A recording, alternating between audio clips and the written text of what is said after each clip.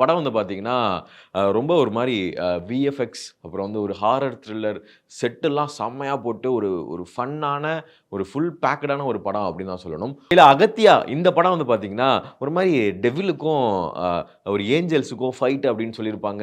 நெறைய பாசிட்டிவான விஷயங்கள வந்து இன்க்ளூட் பண்ணியிருப்பாங்க. முக்கியமா இந்த படத்துல சொன்ன கன்டென்ட் வந்து பார்த்தீங்கன்னா, சித்த மருத்துவம் அதாவது நம்ம ஆரம்ப காலங்கள்ல இருந்து நம்ம தமிழ்நாட்டுல சித்த மருத்துவம் எவ்வளோ முக்கியம், நம்ம இந்தியாவுக்கு எவ்வளோ முக்கியம் அப்படின்றத ரொம்ப அழகா பேசியிருப்பாங்க. எனக்கு அந்த படத்துல வந்து ஒரு டயலாக் வந்து ஒரு ஒரு வார்த்தை, ஒரு டயலாக் ரொம்ப வந்து பிடிச்சது. தமிழர்கள் வந்து என்னதான் வந்து ஆழ்ந்து வேலை பார்த்து அவ்வளோ திறமைகள் வச்சிருந்தாலும், அவங்க வந்து ஆவணப்படுத்துறதுல விட்டுருவாங்க.